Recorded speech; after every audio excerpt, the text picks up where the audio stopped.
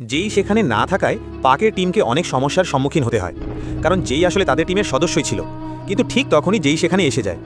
আসলে ওদের পরিকল্পনাই ছিল যেইকে পাঠানো, যাতে পাক জিততে পারে, আর যদি পাক হেরে যেত তবে ওরা তাকে মেরে ফেলত। পাক যেইকে দেখে অবাক হয়ে যায়, কিন্তু সে তারপরও সার্জারি শুরু করে দেয়। এ কারণেই পাকের টিমকে সার্জারি শুরু করতে কিছুটা দেরি হয়ে যায়। সবাই শ্বাসরুদ্ধকর মুহূর্তে তাকিয়ে থাকে আর সার্জারি শেষ হওয়ার অপেক্ষা করতে থাকে। সময় কম থাকার কারণে সুহির একটা ভুল হয়ে যায়। সে ভুল করে একটা নার্ভ কেটে ফেলে এবং খুব নার্ভাস হয়ে পড়ে। কিন্তু পাক দ্রুত সেটাকে সামলে নেয় এবং সুহিকে সাহস যোগায় যে তুমি এটা করতে পারবে। কিন্তু সুহি পারছিল না। তখন পাক তাকে মনে করিয়ে দেয়, যেভাবে আমি তোমাকে শিখিয়েছিলাম ঠিক সেভাবেই করো। এরপর সুহি চেষ্টা করে এবং কিছুক্ষণ পরে সে সেটা করতে সক্ষম হয়। তবে এরই মধ্যে অন্য টিম সার্জারি আগে শেষ করে ফেলে, আর যে জনের টিম জিতে যায় পাকের টিম হেরে যায়। এরপর সেই লোক পাককে মারতে যাচ্ছিল, কিন্তু ঠিক তখন যেই সেটা দেখে ফেলে এবং নিজের গুলির আঘাত থেকে পাককে বাঁচিয়ে দেয়। তারপর লোকটি সেখান থেকে পালিয়ে যায়।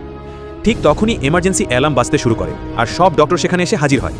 তারা দেখতে পায় যে যেই শিশুটির সার্জারি যেজন করেছিল